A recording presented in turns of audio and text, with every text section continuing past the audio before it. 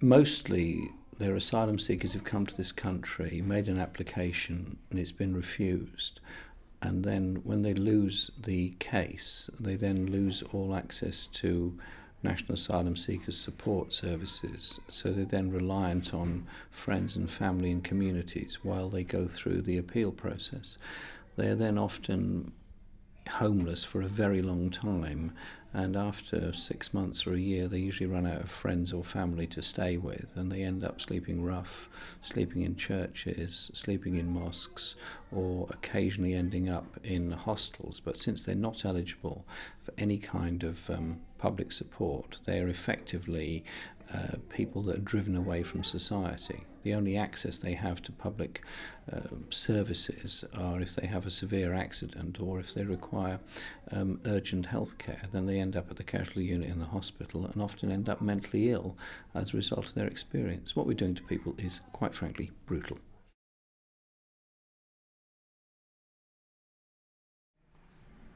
She explained to me she has a problem of the house. She herself and 4 children, they live in 1 bedroom. And the difficulty, the bedroom, kitchen, and the toilet. The children, they have difficulty to live there because they don't have space to eat, and also they don't have any sitting room.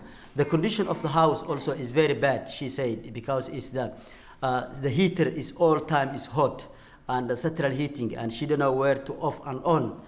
Because she is new to this country, she is asylum seeker, refugee from Somalia, and that is she said also the children, they have some effect for the healthy, because every week I take one of them to the GP to get some medicine, especially the GP, he give us the cough medicine like antibiotic, but I don't know how that antibiotic also affected my children's health, and I have that difficulties.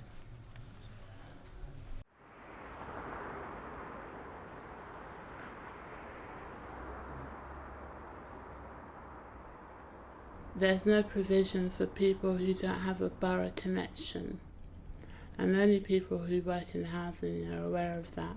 So a lot of people will come to London or another major city, and it's at that point they'll find out that actually it's very difficult to find accommodation. They might find themselves sleeping rough. When I come in this country, I'm facing very problem to get a place to live, myself and my family. So because we have beginning problem for the status from home office, so because everything is connected to that situation. So we start to move to North Kilburn, we go to Victoria, so we move to East London, to Stratford area, we go to Manor House, and finally we are living in Hackney. So it's a long process. Because everything was connected to the paper, and until now we are still bidding. Just some special bidding.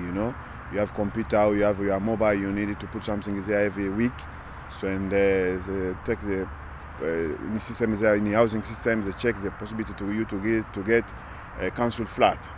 So it's a big issue, and just briefly, that's my situation.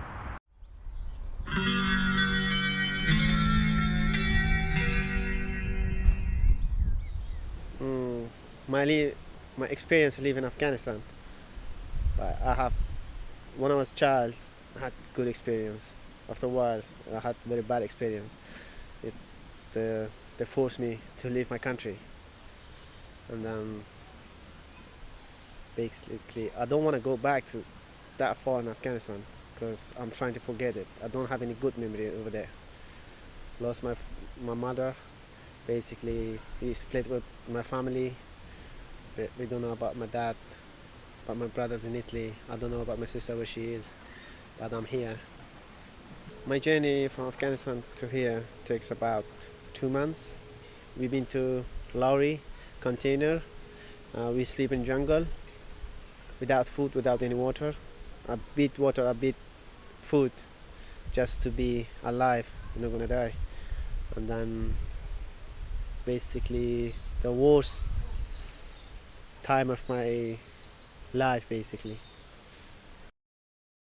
I'm originally from Uganda, and I've been working and doing everything, and I became homeless, and I approached the homeless unit, for housing assistance. And because I was working, I was made to pay about £350 a week in rent. Even though I had a priority need, after almost 18 months, they decided my case and they found me to be intentionally homeless. And they told me that they would make that decision within 30 days. And every time I send them email, phone them, nobody ever got back to me. And when I get through to somebody, they'll tell me, okay, Ms. Leica, your case is very complex. We are still collating information from other places that you've lived. I think you could stop homelessness by providing people with jobs so that they would not need to rely on the state for help, so that they could, pay for their own way. I think it ill behoves us to talk about human rights and inclusion in our society, and indeed in other societies around the world, when we knowingly make people homeless, make them sleep on the streets, and make them live in terrible poverty. And we also know from the statistics that probably the majority will end up either getting asylum, indefinite leave to remain, humanitarian protection, or will simply go through 14 years of misery and end up being authorised to remain in this country. I support the Strangers into Citizens campaign. We can't have hundreds of thousands of people in the country living as marginal citizens while the rest of us have the right to vote and access to public services and community services and the justice system.